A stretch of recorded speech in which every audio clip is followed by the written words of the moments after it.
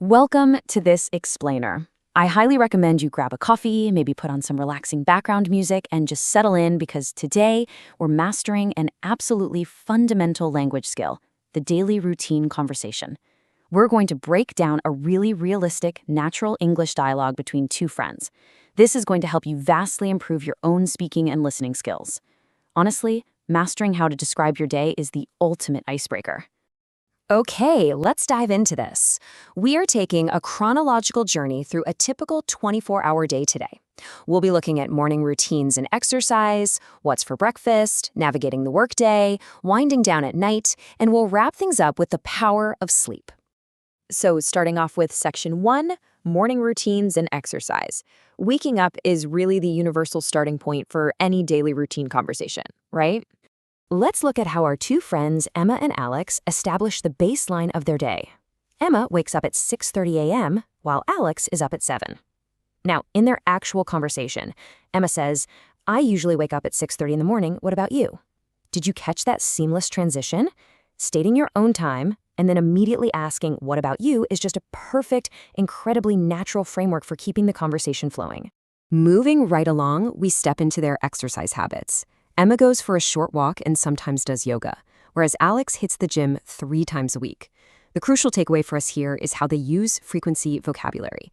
Words like sometimes or phrases like 3 times a week are essential conversational tools. They add so much color and precision to your sentences. It shows exactly how often you do something rather than just giving a boring yes or no answer. And that brings us to the sequence of immediate morning actions. Alex literally says, "First, I brush my teeth and take a shower. Then I make breakfast." By looking at his exact words, we can clearly see how a native speaker logically orders their morning.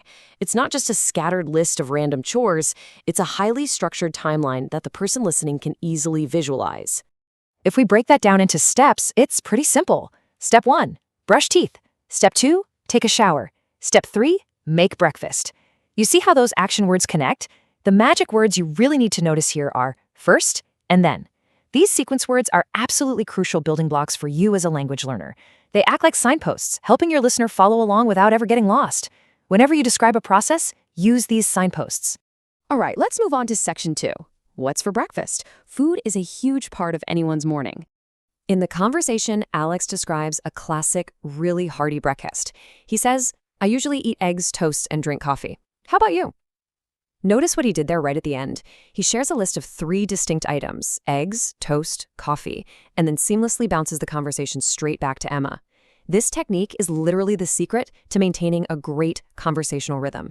And Emma catches that bounce perfectly. She responds, "I prefer cereal, fruit, and tea." Notice how she uses the word prefer here? It contrasts her lighter breakfast choices with his heavier ones. This back and forth completely simulates the dynamic ping-pong rhythm of a realistic conversation between friends. You share, you ask, they answer, they share. It's a continuous, engaging loop. Which brings us to section 3, navigating the workday. Time to get to work. And this brilliantly illustrates the difference between traditional and modern work setups today. Emma leaves home at 8 and starts at 9, which implies a 1-hour commute to a physical office. Alex, on the other hand, works from home, so he starts around 9:30. This is fantastic vocabulary for both lifestyle situations. If you commute, you talk about leaving home. If you're remote, you just say you work from home. Now, when Alex asks Emma if she actually enjoys her job, she answers, "Yes, I do. It's busy, but I like it." I love this because it's a beautifully natural, balanced way to answer a direct question. She doesn't just give a flat yes. She acknowledges a real challenge, that it's busy, but follows it up immediately with a positive affirmation. It adds wonderful depth and honesty to a very simple exchange. And Emma's busy office life is quite the contrast to Alex's remote setup. When Emma remarks that working from home sounds comfortable, Alex replies, "Yes, but sometimes it gets boring staying home all day." This is incredibly valuable phrasing for learners. It shows you exactly how to express feelings about the downsides of something politely. Using "yes, but" allows you to validate what someone else is saying while gently introducing your own reality into the mix. So, let's fast forward a bit to section 4, winding down at night. Look at Alex's evening activities here. He cooks dinner, watches YouTube, and reads a book. Pay attention to how native speakers group multiple action verbs into a single cohesive thought. He doesn't sound like a robot saying, "I cook dinner," then I watch YouTube, then I read a book. No, he strings them together seamlessly in one flowing sentence. Grouping your activities like this makes you sound infinitely more natural. Now, while Alex has a lineup of mostly solo activities, Emma's evening looks a bit different. She usually spends time with her family after dinner. This contrast gives us some great alternative lifestyle vocabulary. It's a perfect example of how to describe social, shared activities versus quiet, individual hobbies. And that leads us to our final part, Section 5, the power of sleep. Let's complete the timeline we started this explainer with. Emma goes to bed around 10:30 p.m., and Alex usually turns in at 11 p.m. Notice the core phrase here is go to bed. While we used wake up to start the morning, the natural bookend phrase at night is go to bed. Honestly, asking your conversational partner, what time do you go to bed, is the perfect, subtle way to signal that a chronological conversation is finally wrapping up.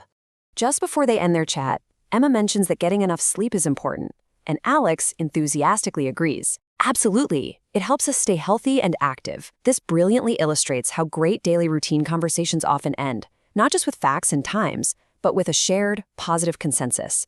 Finding common ground, like the universal benefits of sleep, leaves the whole conversation on a warm, connected note. So we've tracked Emma and Alex from the literal moment they woke up to the moment they turned off the lights.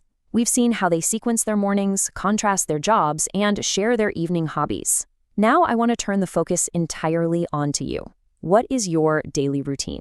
I highly encourage you to take these speaking frameworks, those sequence words, and the frequency vocabulary you just learned and apply them right now. Can you map out your own 24-hour cycle in English? Grab a pen or honestly just practice speaking it out loud to yourself. Mastering this exact structure is your key gateway to everyday fluency. Start practicing today and I'll catch you on the next explainer.